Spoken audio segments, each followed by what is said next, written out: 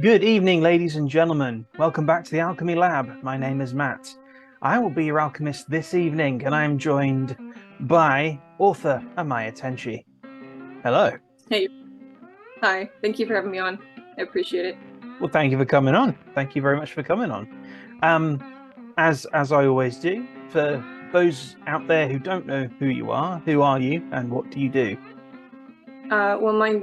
I'm known as Amaya Tenshi. I am currently writing an urban fantasy series that happens to star Vlad the Impaler and his trusty sidekick, a Seattle hipster barista, as they encounter supernatural threats. Eventually, though, my intention is to move the series into a historical fiction where we'll be following Vlad the Impaler forward from probably around the time of his death to the modern day. Right, okay. And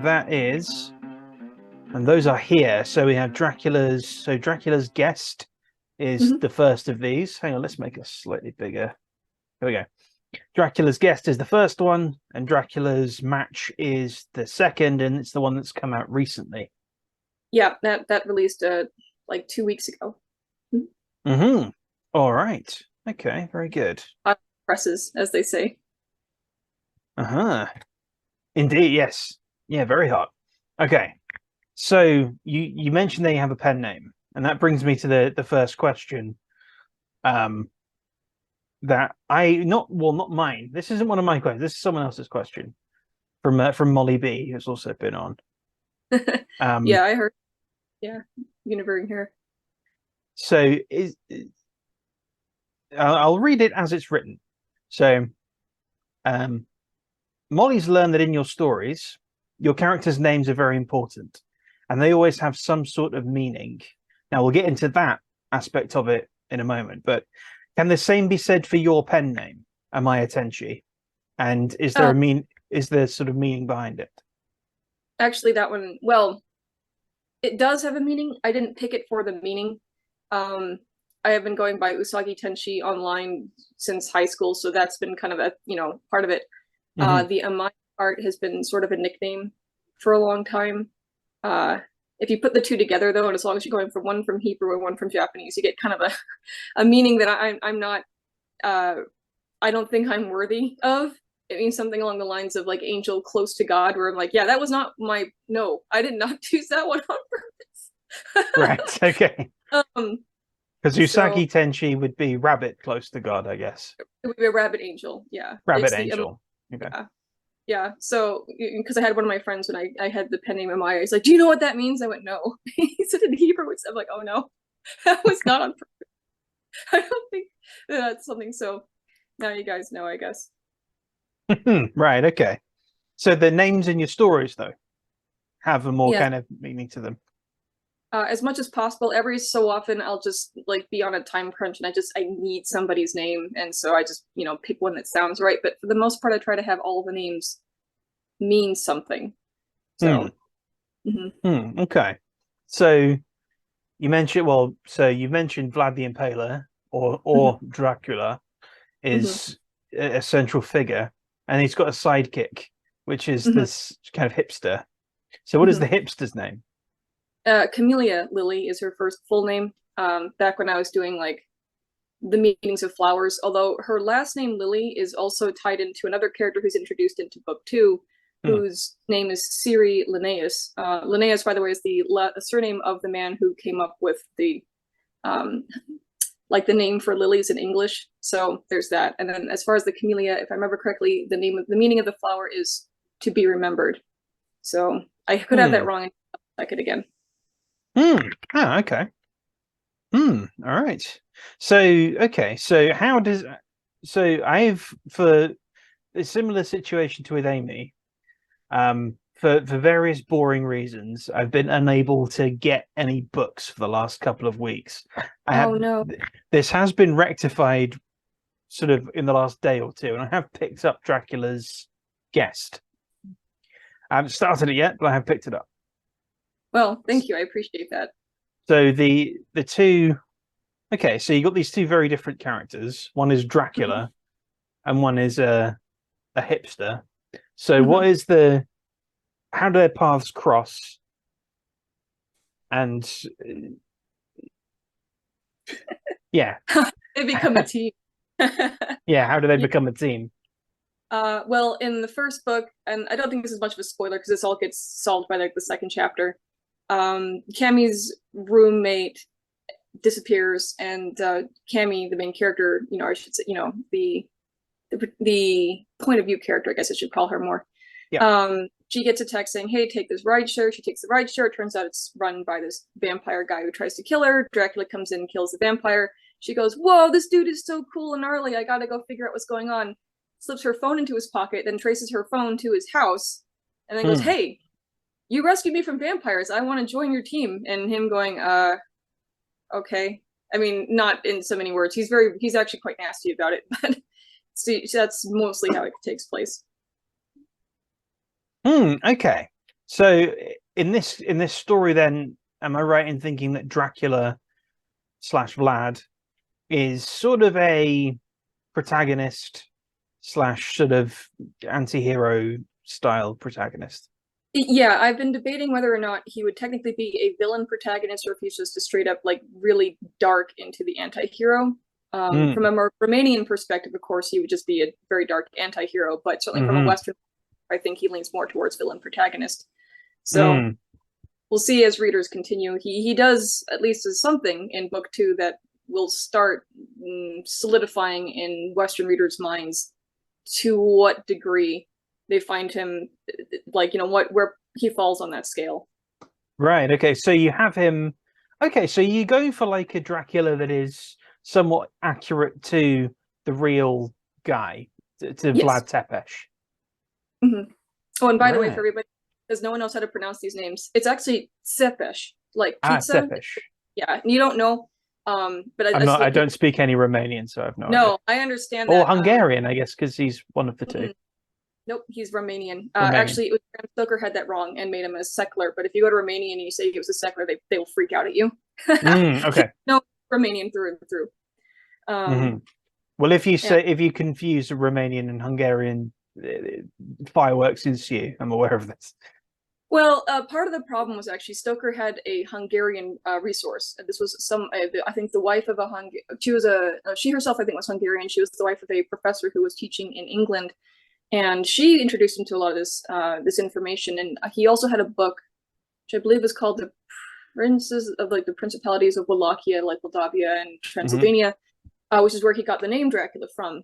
Although when you look at the description of Count Dracula in the book, it's pretty clear he's probably describing John Hunyadi. Mm. Janko Hunadawara would be how his name is pronounced in Romanian, but that being something along the lines of John the Hungarian. In Right. case you're wondering, that could also be where Stoker made that mistake. Right. Okay. Because there's some debate on the sort of origin of Dracula as this sort of horror figure. Like, his some kind of attribute him to Vlad Tepes, and some also kind of attribute him to Elizabeth Bathory in In the sort of modern a.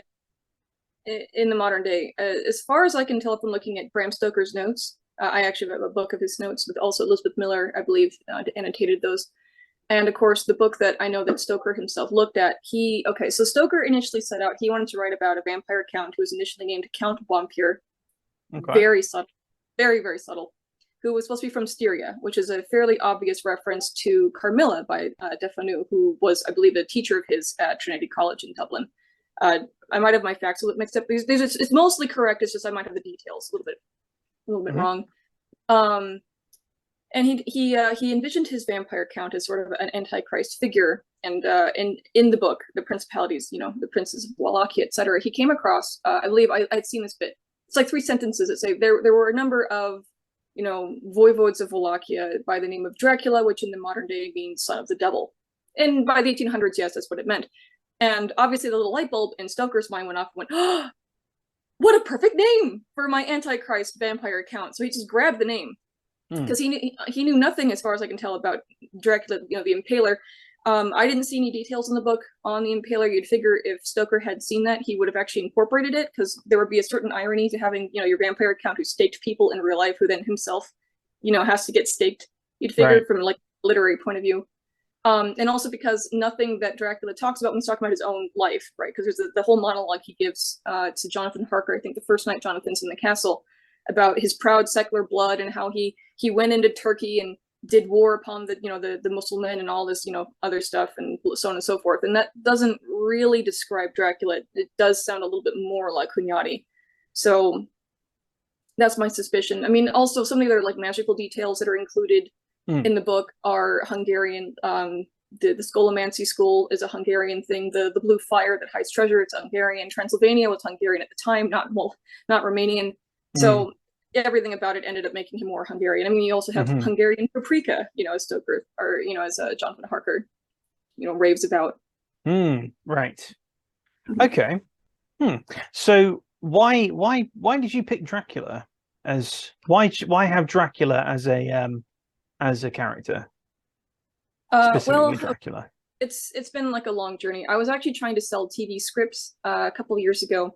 And the entire like TV industry has completely changed. Game of Thrones and Netflix basically ruined like common people getting picked up for TV for basically ever, or at least for a long time. Because it used to be in the 90s, you could like have a script, manage to spoof your way into some executive's office and say, here you go, and he would look at it and go, yeah, whatever, I'll throw a couple thousand at it and see what happens.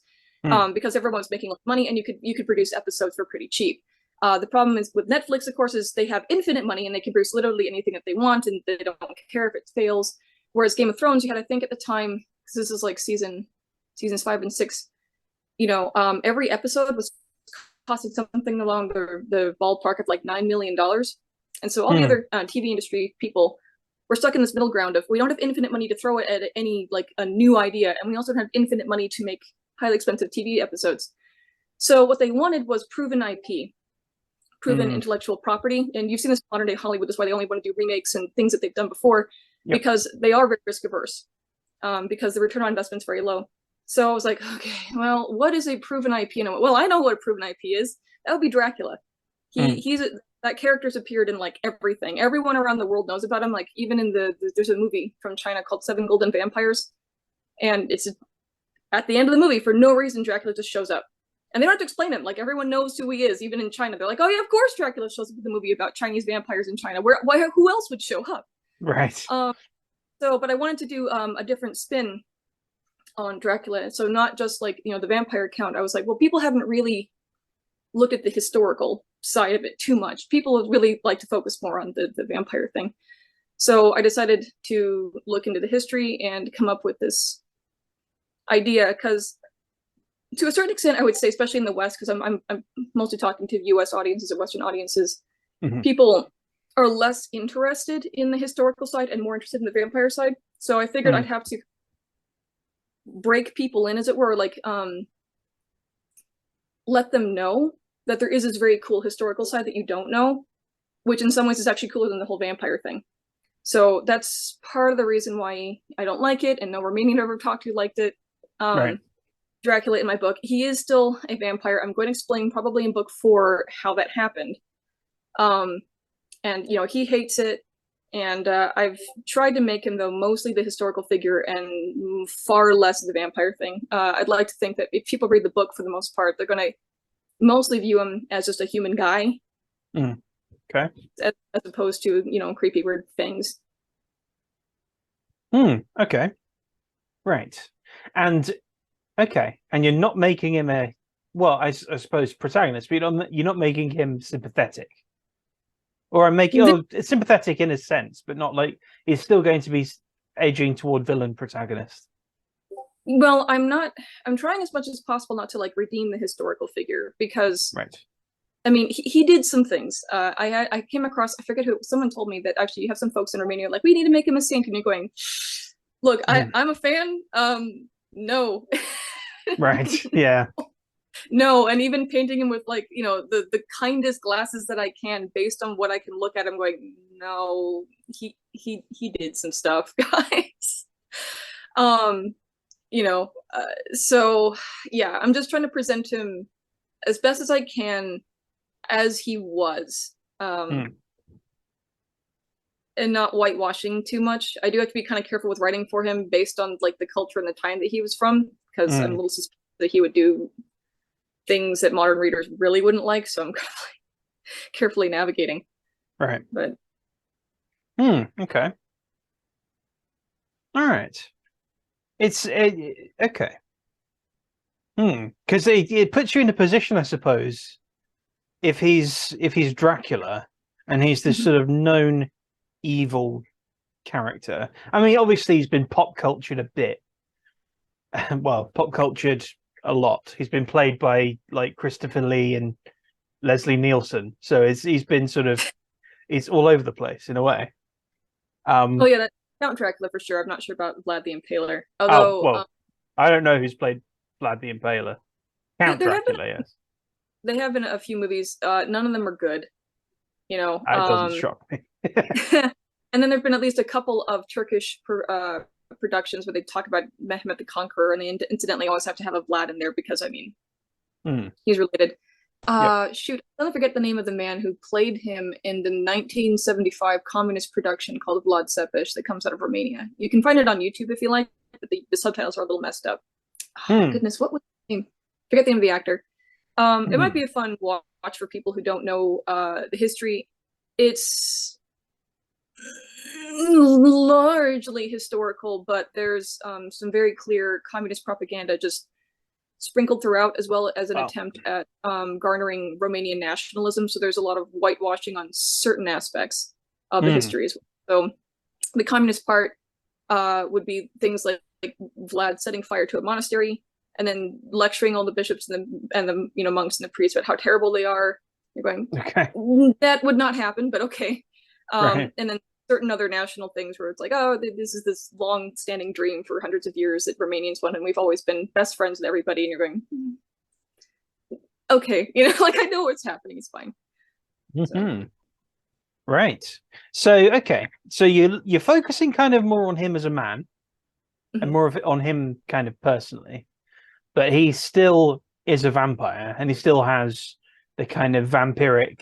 How much of the vampiric stuff is in there? Well, okay, so I wanted to make a couple of changes. One of the things that people don't realize if they haven't read Bram Stoker's book is that Count Dracula, I need to be careful here, Count Dracula's powers by and large are because he's a sorcerer, not because he's a vampire. Ah. And yeah, like his weather control sorcerer stuff, a lot of the transformations, etc. Um, so and I wanted to avoid a lot of that.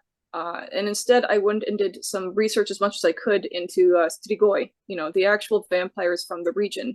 It's a little tricky because you get a lot of different folk tales and there's not exactly like rules. So I was trying to pull out some of the commonalities. So the kind of vampire that my Vlad would be more recognizable, let's say, in the region from which he comes than say Stoker's invention, who is almost nothing like the Romanian flavor, with Hmm. one weird exception. The one thing that Stoker did decide to include was the fact that the Strigoi can fit through any crack, no matter how tiny, like even if a knife can fit through. Like you see Lucy Westenra actually, when she wants to get back in her tomb, just kind of through Hmm. a little hole that they left for her. And it's one of those powers that doesn't make it into film, and then also is actually from like the Transylvania and from Wallachia, that area. Hmm. Okay. Huh.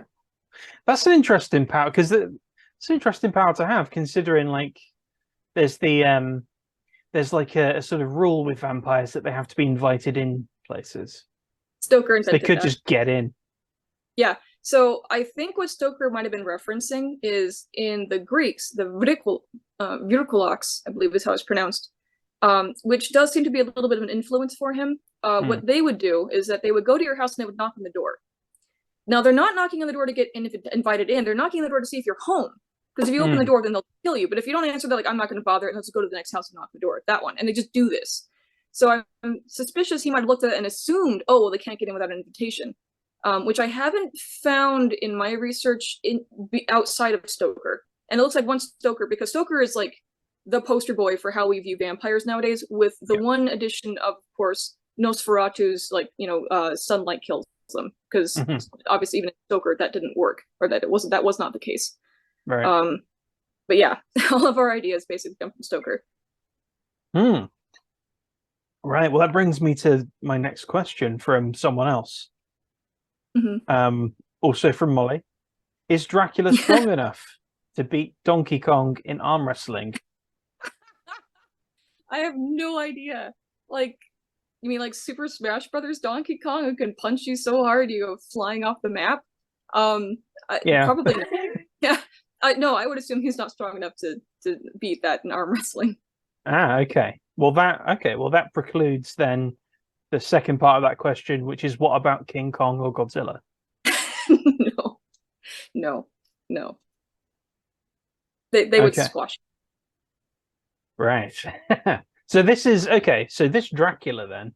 One thing I'm Mhm. quite curious about, and curious about from a writing perspective as well, from sort of from the perspective of writing characters, is that character that's been alive for a long, long time and has seen a lot of stuff and has often lived a life of violence in that regard. I'm thinking like in my own stuff, General Killard in the Four Guardians series has been around for not quite Dracula time, but he's been around for nearly 2 centuries, Okay. for various reasons, and seen and been involved in a lot of stuff. And the amount that can kind of just living that kind of long lifespan and a long lifespan of violence can affect how you view even like small things and how it can turn you into someone who is a little bit more grandiose in order to just feel something even. And I'm guessing that your Vlad is the Vlad that's been around at this point for maybe, I Almost mean, 600 years. almost 600. Okay. Yeah. So quite a while. Yeah, Yeah. right. So how did you kind of approach the challenge of writing someone who's been alive that long? Well, I might have to kind of reveal something. So book 3, which isn't out yet. With as Vlad, few spoilers as possible, how did you approach that? he actually reveals that he believes he's in hell. Um, Oh. that in this sort of perpetual force to sort of stay in the world is hell, and that he has sort of no hope of obviously of any kind of comfort or escape. And he's gone through many ups and downs throughout the centuries, obviously, like just complete existential horror to maybe I can turn this around, to existential horror to I can turn this around, to kind of back and forth. And he's kind of settled on sort of a almost a total neutral Okay. of just fine, just sort of bitter acceptance, because it hurts a little bit to think that maybe it'll work out. Which is part of the reason actually why Cammy is the POV character, because he had kind of settled into this whole fine, I'm just going to sit here and not do anything, because there's nothing I can do. I can't get out of this, and I'm stuck, and the world is getting worse, not better. I have, there's no reason for me to do anything. So her coming in and kind of poking him in the eye, gets him to at least go, okay, maybe one last time I'll take a look around. Maybe there is something I can do. Okay. So, and that'll be kind of more as things go on. Hmm. There's multiple Okay. reasons, but that's sort of like one of the main reasons actually why he's not the POV character. Because I mean, if we just started with him, it would be more life is a pit of darkness, and I hate everything, and I wish I was dead, but I am dead, and I can't, and I can't get out of here, and nothing for me to do, and then you have to wait for him to kind of slowly go, well, all right, let me roll out of bed and try to do something.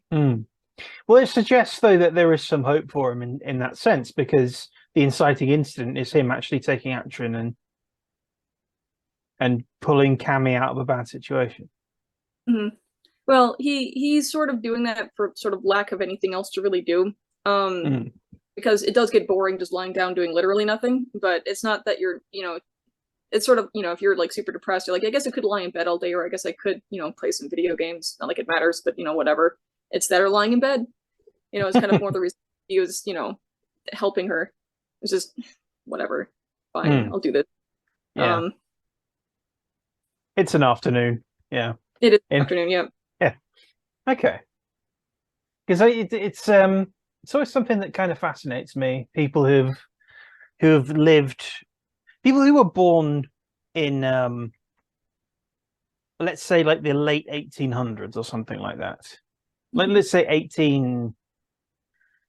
Let's say 1890, just for the sake of it.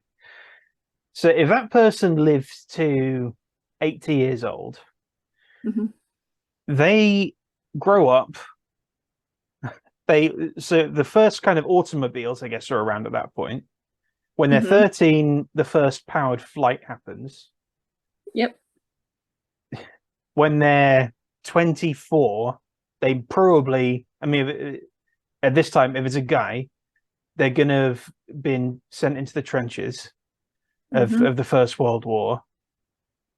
Then by 49, there's another one, and it's even worse.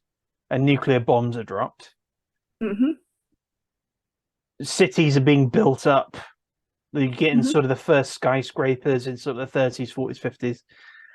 And then when you're 79, it was 69, wasn't it? The moon landing. Uh, Or was it 66? Shoot. I think it was the 60s, not the 70s. Yeah, it was definitely the 60s. I just can't remember that second digit. I think it was I want 69.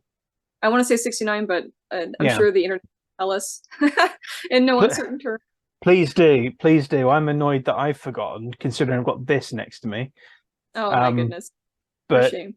I think it was 69. So when you're 79, we'd land on the moon. And it's Hmm. just like this rapid fire series of changes. I mean, Yep. in terms of like someone's life, this rapid fire series of changes, your Yep. house is completely will be completely different to what it was when you were born. Yep. Yep.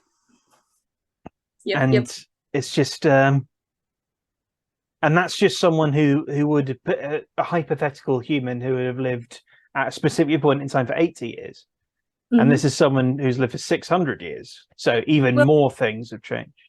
well, one of the things you also have to kind of bear in mind for human history is we've had a massive acceleration as far as the technological upheaval. Mm-hmm. Want to talk about like going back tens of thousands of years. For the most part, basically nothing really changed. We go build giant monoliths. We all wore basically tunics or togas, whatever you want to call it, functionally, and lived in sort of like city states, etc. Various things occurred. So Vlad was born. I've just landed on 1430. We don't know if it was 1430 or 1431. I just said 1430 so it makes my life easier. Yeah. Um, so that's like late Middle Ages, early Renaissance, depending on how you kind of want to, have that fall. By the time he died, 1476, we're getting into the Renaissance, for sure, like where you can absolutely say yes for sure. Um, but even then, if you look through the Renaissance, like the technological upheaval, it's still fairly mild until the 18. I mean, there is definitely, if you want to call it, progress. Absolutely, things are changing, but it's a much longer, slower progression until you get to the 1800s, where you get the Industrial Revolution. Bless you. Right. And so Industrial yeah. Revolution. And then suddenly we suddenly get germ theory. We suddenly start just all kinds of stuff. And then, as you said, the acceleration becomes insane. And then, of course, it becomes even worse. I'd say it actually past, like, let's say around the 90s till now. Like, the internet really, really revolutionized things, and also the speed at which things change. And the change now is not as obvious. The Industrial Revolution was a very external change. You could kind of walk around a city, London, especially London in the 1800s, where you had Yep. so much pollution. You could have like apparently fogs would roll in, they'd be like purple or orange or all kinds of weird colors depending on what like heavy metals were in it. Mm-hmm. Whereas now with the internet, it's more of a sense of what's going on, but you don't really see it anywhere. I mean, except for the people playing on their phones. But aside from that, you can't point to where that is in the world, what's going on, why it makes such a big difference that you can suddenly talk to someone in China or South Africa or whatever. Or the real globalism that we have now, which would have been impossible. I mean, Mm. even we were getting there, but I mean, if you want to compare like 1990, 1990 to now, or even 2020, I mean, it's light years. Mm. So It definitely in certain aspects. I mean, like the rate at which technology has particularly computing technology has gotten has advanced from 1990 to now. Yeah, it's everything shrinks and it just yeah, it's it's crazy. I bit my tongue halfway through saying that. I was trying to style it out. well, I mean, if you want to get So an idea so of like the different mindsets, I want to say it was in the late 1200s, late 1300s, there was a monk who actually wrote, I think it was a letter, where he said that the crossbow was going to end the world. That he thought that was the weapon of mass going to end the world. And we laugh because we go, well, how could possibly the crossbow have done that? Although I will say that he was sort of right, because it did actually alter how warfare had to, be waged suddenly.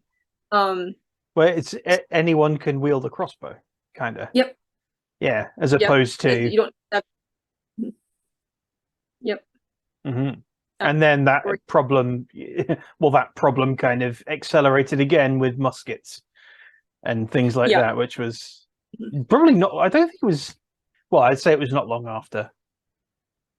Like would Dracula years. have seen? Yeah, would Dracula have seen the invention of the musket?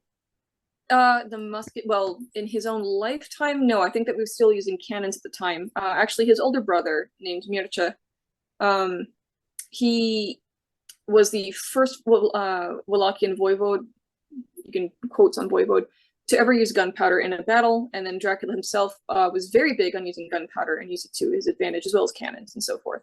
Right, okay.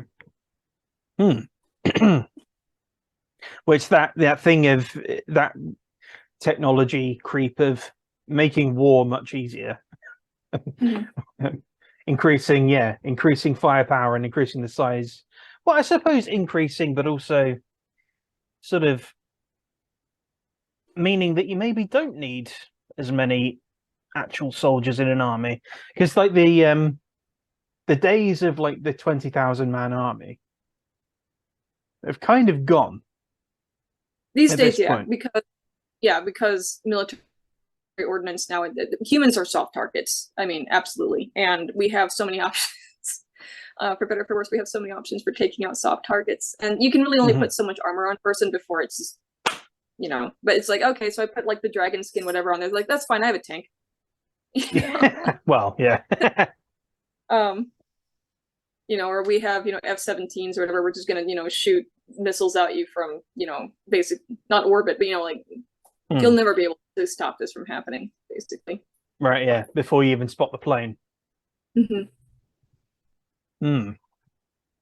Yes. So okay, right. So there's how many? Oh, God. Oh, I don't know if you can hear my cat messing around in some of the paperwork and stuff. No, no. But can you hear my fan? I have a fan next to me. All right, I can't. Good. Okay. Can you hear it now? Nope. Okay, good. Then it's staying on high because it's hot. This is what my hair does when it's hot. It goes stupid. It's like 30 degrees where you are? Or... I actually haven't checked the temperature today. I think it's somewhere in the upper 20s. Yeah. Okay. That's Britain's idea of a heat wave. It's the upper 20s. Yep. Okay, so you mentioned a third book. And I think you may also have mentioned a fourth book. So how many are they going to be?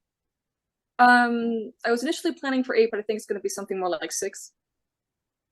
Okay. Just the urban fantasy part. Then when I do the historical fiction, that one I haven't planned out how much it's going to be, because it kind of depends on the resource, the research that I'm able to do and what I'm covering and so on and so forth.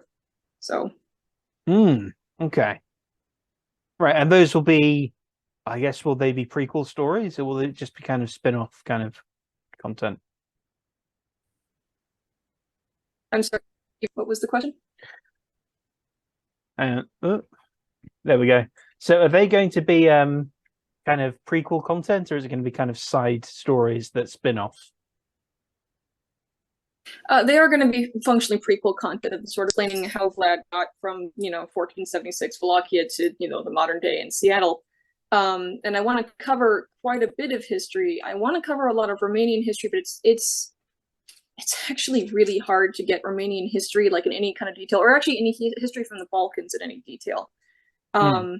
And so unfortunately, whenever I'm trying to come up with my timeline, I still have to use, like Western Europe, like, okay, when Napoleon was around, like this time period, but I can't necessarily easily point to something. So I'm trying to also, with this book series, maybe drum up some interest so I can get more resources from Romania or from Romanians to say, hey, help me. I want to talk about, Mihai Eminescu. I want to talk about Mircea Eliade. I want to talk about all these people.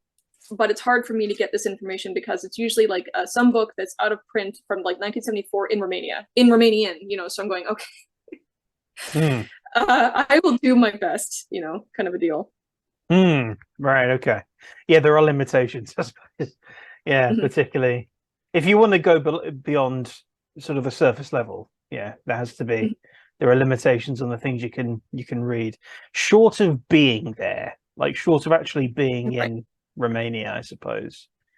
And If you go there, and I hope I don't get in trouble for saying this, there is some difficulty because they are a former Soviet bloc country. They have some infrastructural type issues, and it's actually still really difficult to talk to anyone to get information while they're a lot of the academics don't necessarily speak English. I'm not like academics in the sense of people who do speak English. I mean the people who are historians in Romania because they don't really have a reason to go and learn English to talk to some random person from the US or wherever. okay. A lot of their documents are going to also be in Romanian. Some of them, and just to make things even worse, are in an old Romanian in the 1400s. Actually, the version that they were speaking is not the modern version. So, and it's a little worse than like Shakespeare to modern English. Right. I actually tried to read the older stuff, and that is really hard because it's not that it's like pronounced differently or the grammar is a bit like there are whole words that are totally different and like unrecognizable. If you go to a Romanian English dictionary, they're not in the dictionary because we stopped using that in the 1400s, or whatever. Right. So that's been another sort of problem for me. Some of the documents you want to get like really like actual on the ground documents. Some of them are in Latin. I don't speak Latin. Yeah, I was going to say Latin and Romanian are quite well. There's similarities in terms of. Yeah, Romanian is actually very close to Latin. I usually describe Romanian if people want to learn the language as something like if Italian and French had a baby, Right. especially modern day Romanian. It is absolutely a Latin language. Yeah. Okay. Is it okay? Is it so structurally? Is it like a Romance language? Yeah, it is 100% a Romance language, and that's why I say it's more like Italian grammatically than say French is because Italian has some of those older kind of the Latin, the cases and things like that. Yeah, sorry, you just reminded me of Italian grammar, and it you sent me into a flashback tailspin for a second there of trying to bloody learn it. Yep. Well, if you've tried to learn Italian, then you know a little bit about what the grammar for Romanian will be like. But I mean, I'm looking at some Russian at the moment. Oh, good. That's Cyrillic language, isn't it? So it's like a totally different Yep, family. completely different. Yeah, completely different lettering. It's just going to be tricky because it's going to be. I'm going to Kyrgyzstan soon, and it's going to be. It's not a part of the world that I envision there being much signage in English. So I'm at a stage where I'm like, okay, I'm going to need to at least know like bathroom in Russian. Yeah. And things like that. Do not pass. You will be shot. Something like that. Yeah, or something. All that. Yeah. Yeah. Yes. So yeah, I'm gonna have a phrase book to hand and a cheat sheet of of Cyrillic. But Very it's nice. yeah, it's Stay gonna safe. be. I don't know what it's like out in the stands. Yeah. Well, this is part of the thing that no one really does, it seems. It's and that's kind of part of the adventure of it, but also so like Kyrgyzstan is fascinating in and of itself in the fact that it is again it's similar to Romania, I guess, former Soviet state. So there's a lot of Russian influence, a lot of kind of like the Russian Orthodox Church is there in spades, and a lot of Russian cultural influence, but it's also majority Muslim. So I don't know how that's going to play out exactly. I think it's going to be interesting to see. But and it's also it's right next to Kyrgyzstan borders Xinjiang. So it's going to be interesting to see how they're reacting to all the stuff happening there, and I guess just everything around them. Like I think they're in Kazakhstan apparently are interfering with the internet. It's just all these little things that I'm hearing. I'm just like, okay, it's all right. Like Balkans, just in a different location. Basically, yeah. It's Yeah. the Balkans, but next to China. Yeah. Yeah. Oh man. And I don't mean that in a negative way. I have, though it's hard to get information even on the Balkans, but I have like I think a better understanding of why the Balkans are the way they are, and and people are kind of talking about the United States is probably going to also end up balkanized, and looking at it now, going if things continue the way they are, Mm. Same thing's going to happen, and it's for understandable reasons. Even if you want to say it's tragic that it does go that way. Mm. Well, it's amazing how much of Europe. I mean, Europe is so like split culturally and culturally unique in a lot of places. It's difficult Well, to it's like it's every difficult to nail down. Like I didn't know, for example, until I lived there, that Poland didn't exist until like I think it was like early 90s. I can't remember when, but until like historically quite speaking, recently, yes, it just didn't yes. exist. It wasn't a thing. Hmm. I'm like, what? Really? Yep, Like yep, bits of it were Germany, I think, and yep. bits of it Hmm. were Russia. Or was it I Prussia stay at the with it. time? Or we have Prussia, yeah, yeah. So it's just little things like that, and obviously the between. I mean, speaking of Romania and Hungary, that everything between them is just a whole thing, a whole mess. Hungary used to be massive, and it's been like basically chopped in half, and yep, bits of it have been like spread yep. around, and some of it is separate countries now. It's just okay. All right. Yeah, no, and Oh, that I it thought actually Brexit was complicated, but no, no, apparently can get far no. more complicated than that. Yeah, because if you're in Romania in the modern day, for example, if you're up in the Transylvania area, which was again Hungary for a long time, there's a lot of Hungarian people there. You can get signs that are in Romanian and Hungarian. That's how Mm, I learned a little bit of Hungarian because I didn't speak any.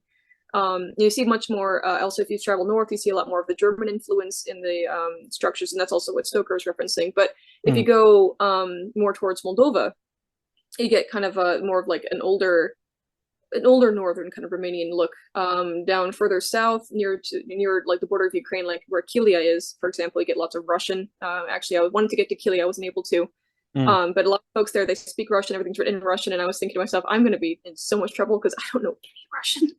And that ferry only comes once every 3 days, and if I miss it, I'm going to be stuck in Ukraine.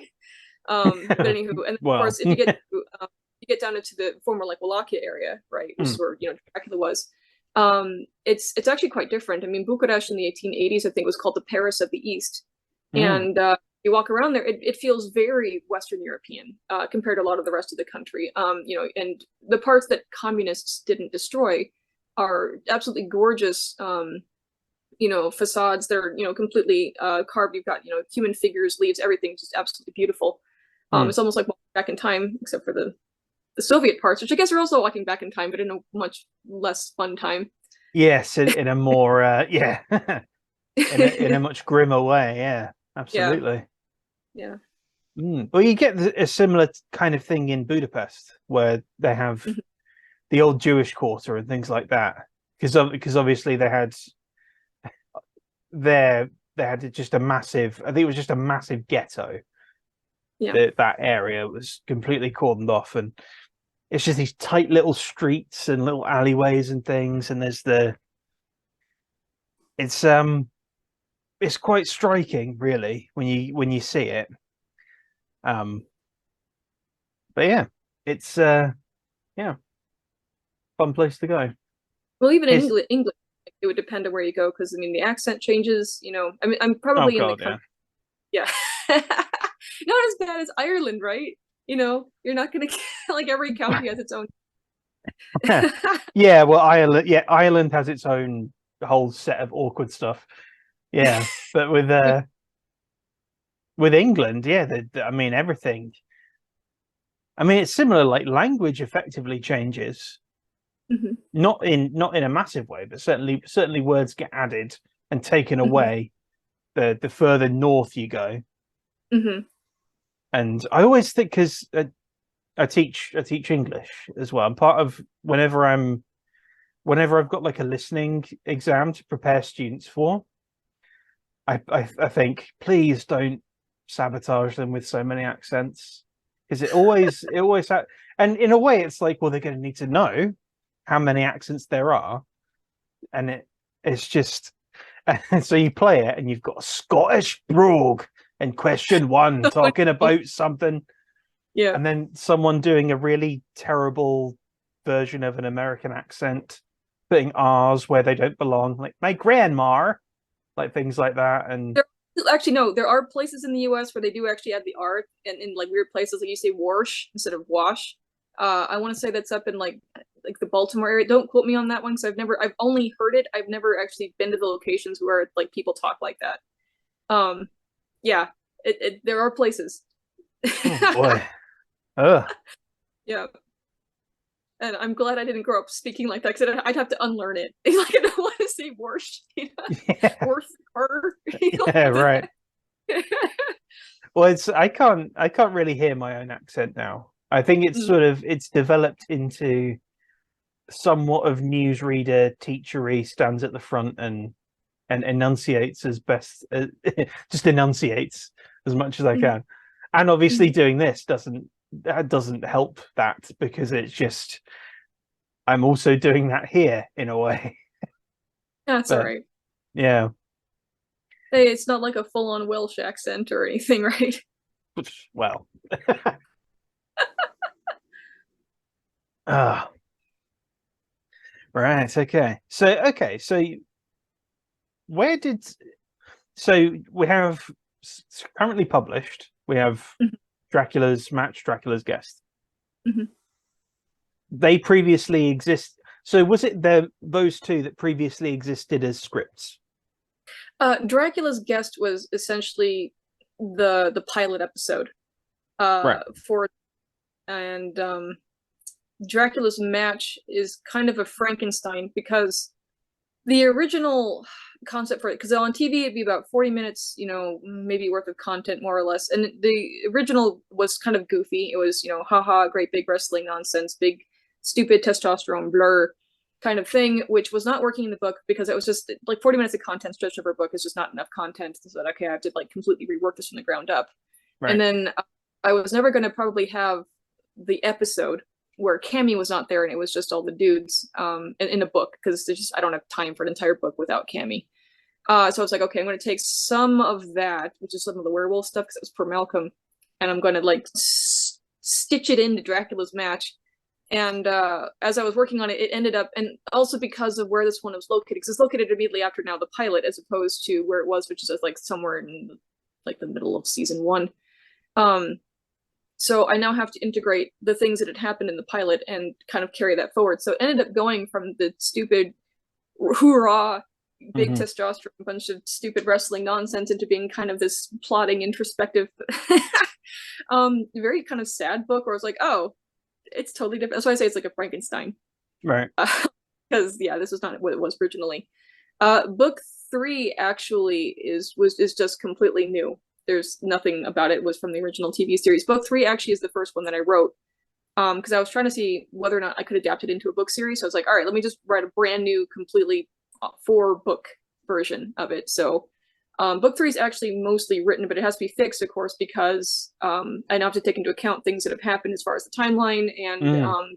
changes. Because when I first set out, this was kind of more secular entertainment kind of a deal. Whereas now I'm like, well, I'm not going to sell this for TV. TV is things have changed in the entertainment industry, and so now I'm Yeah. not as interested in trying to do that anymore. Mm. And since I have free reign to talk about things that I'd rather talk about, it's like, okay, well, I'm just gonna kind of overhaul it and cover different topics rather than just because I was doing more of a in the TV series an exploration, let's say, of like magic systems or how monsters fit together, which I realized it's like, yeah, that's fine for that, but I no longer want to bother, especially because I'm not going to be, I don't need to fill up 90 episodes worth of content, and where that would be one way to try to do it without a lot of brain power. You basically do all the world building ahead of time and let things sort of fall out naturally from there. But now it's like, nah, it's gonna be 6 books. I don't have time for I don't have time for all this. So Yeah, it's funny because the Four Guardians started off life as a script. Well, so the first book started off life as 10 short scripts mhm. that were intended for like an animated series. Mm. So it's so tonally speaking, in that first book, things move at a real clip. Because it's like, okay, all of so like I think if I just left it kind of as it is and changed nothing in the stories, it would just be like it would just race along. Mm-hmm. But changing it to a different medium sort of naturally means that the story itself is probably going to change a fair bit. At least some things are going to pull back. Mm-hmm. Some things are going to be, because it's a lot more introspective as well, particularly if you're writing from certain characters' perspectives. Mm-hmm. You're going to get a lot more of their interior thoughts and a lot more of their memory and a lot more of their influences and how they're reacting to things step by Mm-hmm. step by step. And it was a whole different challenge writing it as a book as opposed to Mm-hmm. writing it as a screenplay. So what were your first kind of forays into, was this, I don't think, well, I would guess that Dracula's Guest wasn't your first foray into fiction. I guess there was stuff before that that maybe isn't around, that isn't out. Yeah, well, I mean, I did publish 2 short stories. I'm sitting on 2 finished books. They're massive, though. My normal mode of writing, by the way, is not Dracula's Guest. That was me being like breakneck. So one of the bricks, is what I call them, is about 900,000 words long. That's book one Whoa, of, okay. yeah. The other brick is 700,000 words long, and that's book one of potentially 7 or 8. And the reason I'm sitting on them is because paying an editor to take a look at that is a small fortune. So Wow. working on it, Marquez is potentially, sounds like he's going to help me with that, but I still have to kind of put the money together because he's not going to do that for free, nor would I ask anyone to do that for free. Right. Because that's an undertaking. So those are ones that potentially might come out in the next couple of years. Although if Dracula's Guest is eating up this much of my time, I'm not sure if I'm going to be able to complete all of the rest of the series. I will say for the 700,000 word brick, the later books are smaller. The sequel, for example, to that one is at the moment 254 pages long, and it's about halfway done. So it'll be about like 400 or 500 pages when it's done. So not the same length. And then probably the other ones are going to be around that as well. Whereas the other brick, the first one's probably going to be the first one, 900,000 words. We can pare it down. Second one's going to be about the same size. The third one's smaller. The fourth one's smaller. The fifth one is probably going to. In that sense, it's more like T.H. White's the Once Future King series. If you get them all broken up, like the last one is the shortest one, so that one will be kind of doing the same thing. Mm-hmm. Okay. So how many pages would that be? 900,000 words. Look, I had to break up all the chapters into little individual bits because I couldn't find anything. So the brick, it's like 40 chapters long, but like in some chapters are like 70 pages long, which is why I need an editor. This is ridiculous. And then some chapters are like 11 pages. So yeah, it depends. Yeah, no, that book, it needs work. That's the problem. I'm too close to the subject right. at this point, because when I actually set out to try to make it smaller, because it was back when it itself was also about 700,000 words. I was like, okay, I can take some words out. This is a lot of words. And then when I was done, it was 900,000 words, and I went, okay, clearly I have failed at my task in about the hardest way possible. So that's why I don't want to mess with it too much anymore, because I don't want to. So how can you say anything about it other than? Yeah. So the shorter of the two was an experiment. My first experiment trying to write pulp. And again, you can see I failed very hard on that one. The premise is meant to be short. I know. That's why I say I failed. I might be able to break that one up, I think, into 3 books, assuming anyone cares to read it. But the idea that I had was like, what if I took like Vampire Hunter D and Mad Max and like Geralt of Rivia, mushed them together in the sense, and then I made it into a female protagonist, and then she's sort of the supporting protagonist going through an entire series. That was the plan. And then it was just mostly me doing a thought experiment of, all right, I want to come up with cool characters. I have like no plan here. Just I want to have a crazy character. I want a warrior, poet, nerd king. Boom, got one. And what does he do? I don't know. I'll figure it out. So that one, I think, is also the reason why it's so big. It was just, brain vomit away. Right.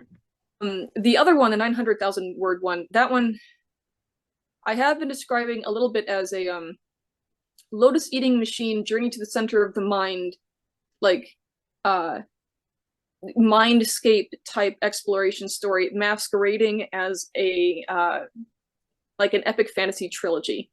And you might remember I said there were going to be 5 books. There are 5 books. I want to write it such that if you quit on book 3, you will think, "Wow, cool, that was fun." Not all the plot threads, came together, but you know what? I'm satisfied. I could walk away. And then, if you're one of the really crazy people, you can start book 4. And then you realize, oh wait, no, the rug just got. I mean, it was already kind of getting pulled, but now I'm just like ripped completely out from underneath you. It's like now we're really getting into this nonsense, and kind of exploring how nuts this is. Yeah, so we'll see how that works. Like I have a cover design for it and everything, and that one's going to be actually a really hard sell, because I have to start the main character when he's a child, and it's not really good form to start a book for adults where the main character initially is a child, and we spend quite a bit of time with him actually when he's a kid. By the end of book 1, though, he's like 17, and obviously from there on, full blown adult. But quite a lot of the characters actually also have to start as children because, like, they're later on they're adults when he runs into them. The only right now adult character that is a POV character in the series in book 1 is the villain actually, and it's unclear, somewhere 50s, somewhere in there. I don't really tell anybody. There are plenty of other adult characters. They're not POV characters, so until later on. So we'll see if I can make that one work. I don't know if I can. Okay. I mean, I don't know what to make of it based on what you said. I think everyone I've described it to has been like, wait, what? It's a 5-book series, but I can stop after the 3rd book.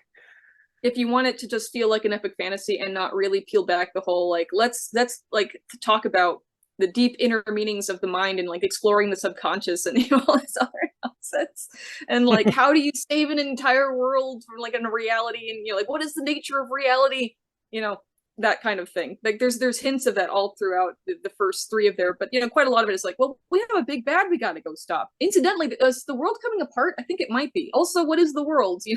Kind of a deal. What is existence?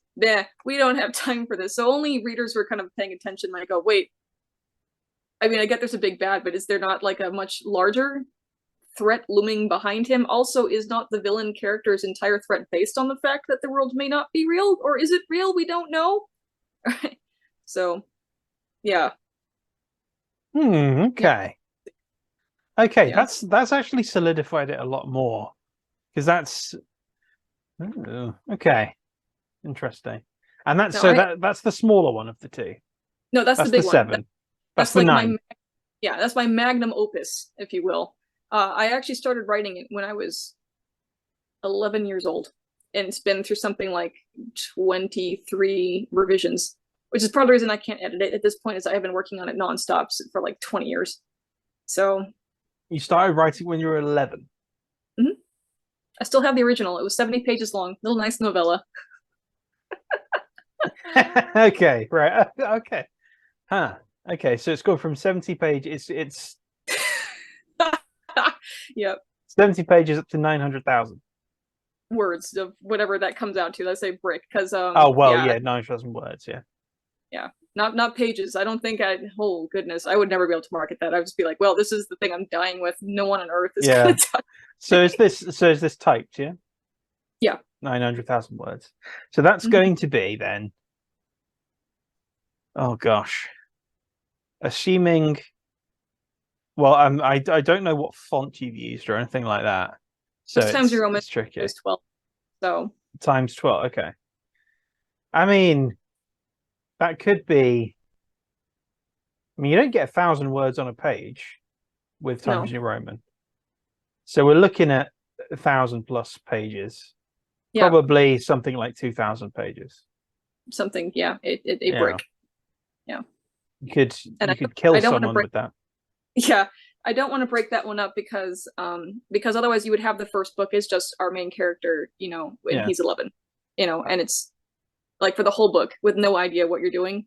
And I'm like, ugh, I don't know that people would ever pick up book 2 going, oh, do I want to see more adventures with random 11-year-old and weird supernatural nightmare monsters that he has no idea what's going on. And also, Yeah. is there political intrigue? There seems to be, but what is this 11-year-old kid going to do about the political intrigue? Also, Yeah. what's happening in other country? We don't know. What tune in for book 2, kind of a Right. deal. Well, I would say bring that out, because for those of you who think that my book's too fucking long, you ain't saying nothing. Yeah. Author from now on. Anyone who says my book's too long, you're like, nope. No. Not even close. Yeah. Yeah. I'm gonna make Grim Martin look like a lightweight. I'll pull out your book when it's done. Yeah. That just 2,000 words, 2,000 page tome. Take that, Tolkien, you freaking lightweight. Yeah. I go, oh, is that your book? I'm like, no. No. No. It's like, what no, you it's I not. just novelty. I've never read it. I'm not gonna. It's too big. But yeah, I just have it to say, look, I have this thing. This ridiculous monster. Like, that's a whole tree right there. One whole tree gave its life just for you to have this. Yeah. So have you ever printed it out and seen like how? No. I stopped printing out copies of it ages ago when it started becoming like 140 pages, when I started realizing, oh, this is gonna start becoming a problem. Yeah, I can try to do the calculation at some point. Maybe I'll try to take a look, and then I can try to post maybe in the comments on Minds or something. It would come out in this many pages. Is it so many that the Word document just doesn't tell you anymore? It's like it's not that. It became very unwieldy for me to work with it, because trying to find things became really, really difficult. It just because you're scrolling for like your entire life to try to get to anywhere. You're like, wait, was it in chapter 40? And if you do a control find, it's a lot harder. Because if I do a control find on like, just because I have the documents that are like chapter 40, chapter 41, whatever. I can now go, okay, I'm pretty sure in chapter 40, this happened. The keyword that I can think of that probably would have only occurred in that one chapter would be this. Control find, and I can verify, like, yep, this is the chapter, and I can look through there, and it's only like, 30, 40 pages, whatever it is. And it's a lot easier for me to track it down, as opposed to when it was a large brick, because then it's a little bit harder to get key phrases like that, because then, I have to remember, it's like, okay, I think I only use the word escort twice ever. So now I have to do control, that kind of thing.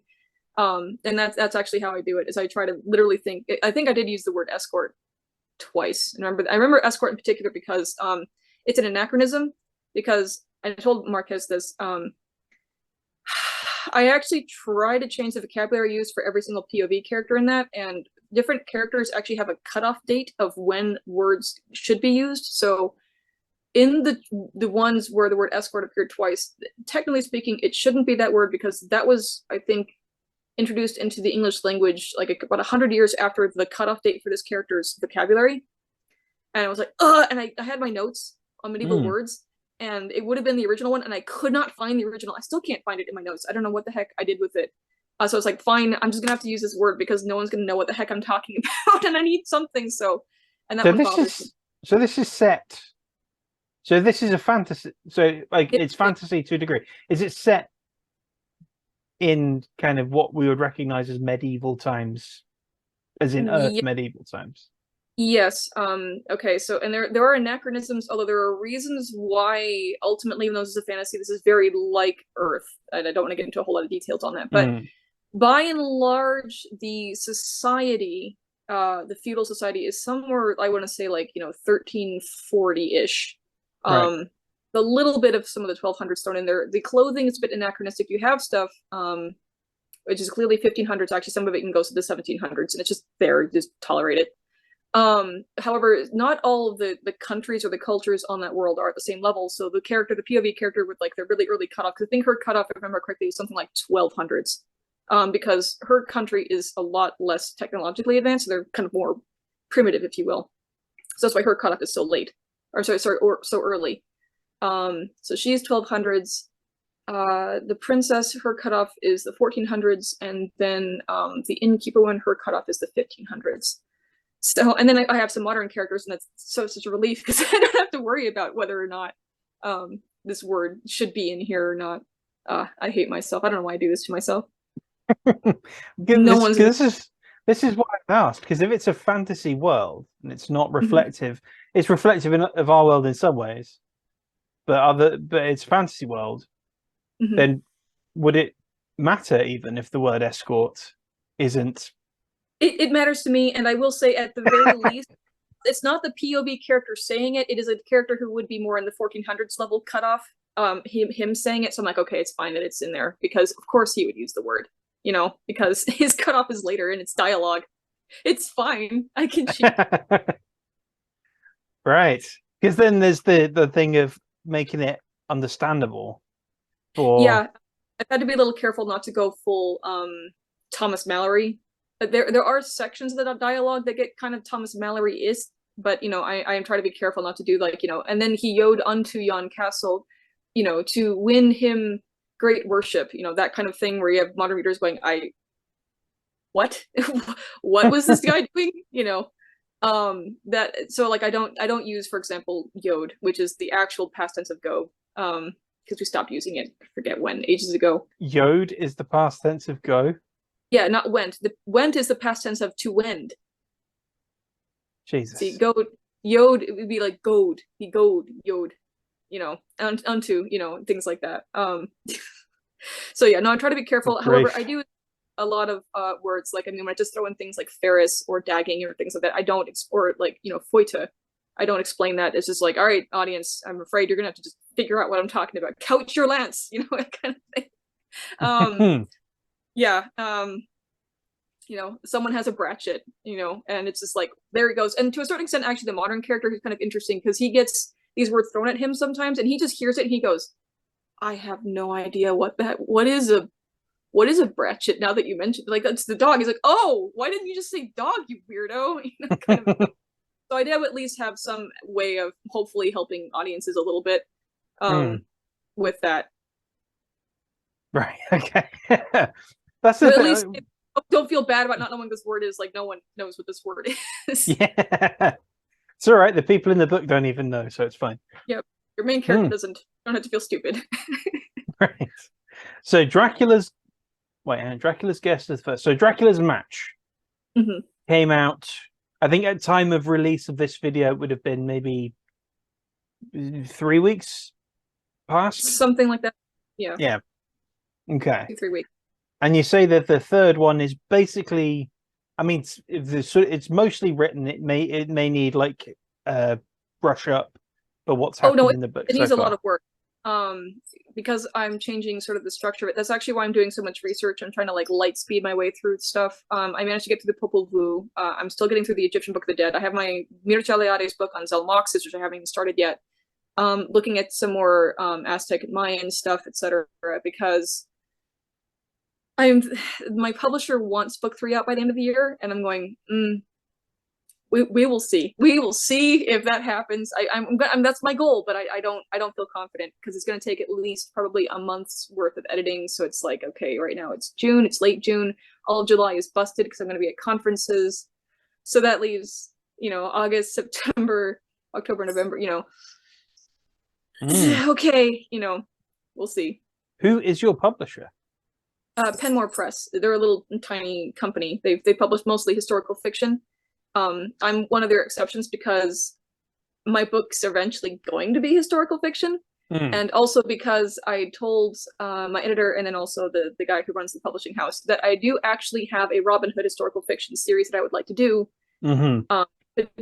Potentially they want maybe this is not like a contract, but like potentially if I can get the first book of the Robin Hood series out next year, that would be great. But I'm also like, look, there is a limit to how much time I have, and I would have to get all my medieval notes out, and that's like its own brick, and like go over, freaking England in the 1170s and all this. Right. Sure I can do that.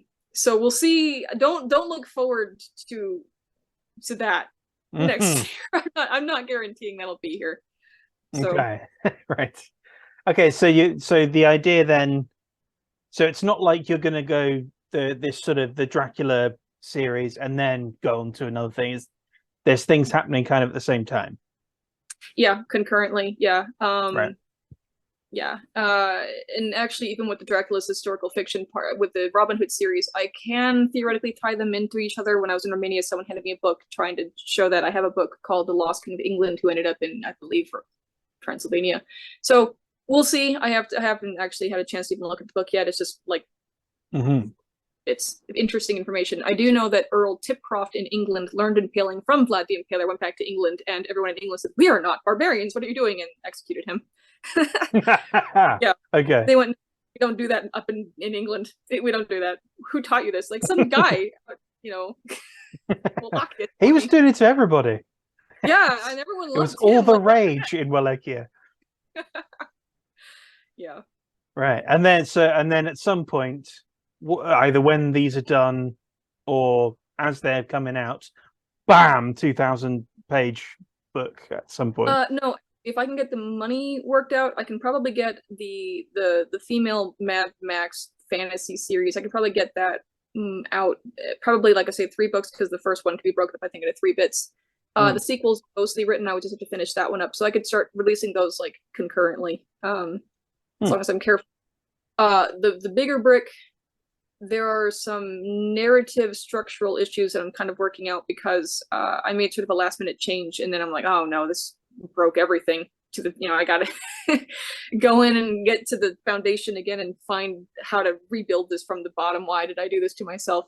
However, not necessarily a lot of how it is written would change. I would just need to be very careful about some of what I include in book 1, and then everything should fall from there pretty naturally. So that shouldn't affect a lot of the later things.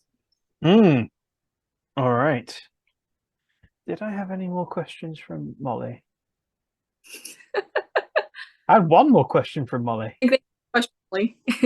Now, there is one more question from Molly. Okay. Again, I'll read as it is written.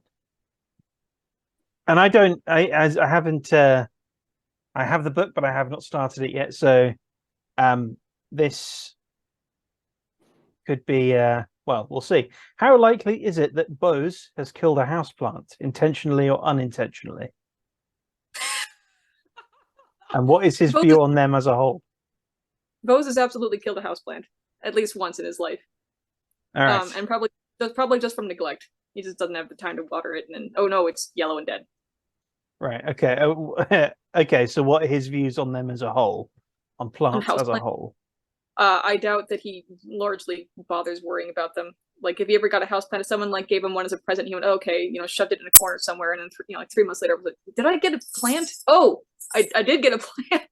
There it is. Throws it away. All right, and it is dead.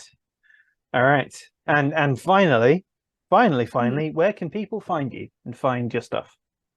Well, primarily I use Minds as my social media. I am intending to get Twitter more. I hate Twitter. Sorry. To get Twitter up and about. I do have a website. I haven't really done much with it because I was hoping. I'm going through my backlog of short stories and trying to figure out which one I want to post to that first. I'll probably, once I do, I'll post a link on Minds to where my website is with all the information. And then, of course, as far as my book is concerned, you can get it from Amazon, you can get it from iTunes, you can get it from Goodreads, you can get it, you can even order the hard copies, in this case paperbacks, from Barnes and Noble.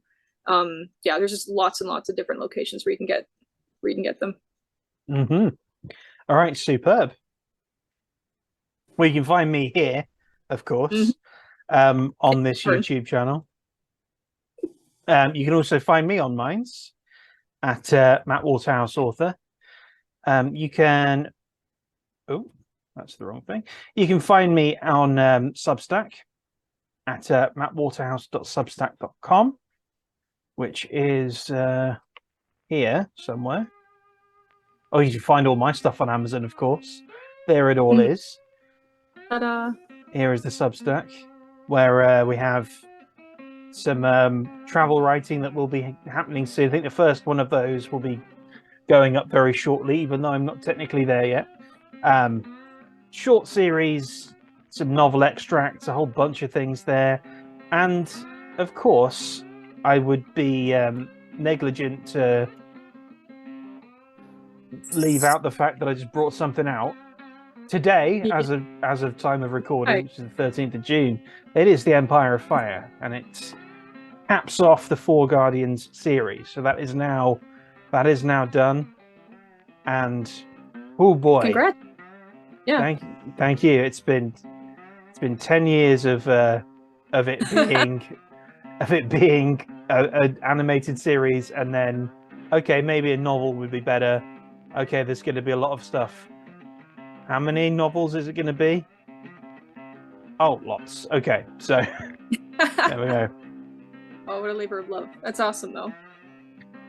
Indeed, yeah. I mean, it has very much been a labor of love, and I don't exactly know what I'm going to do now because Oh, no.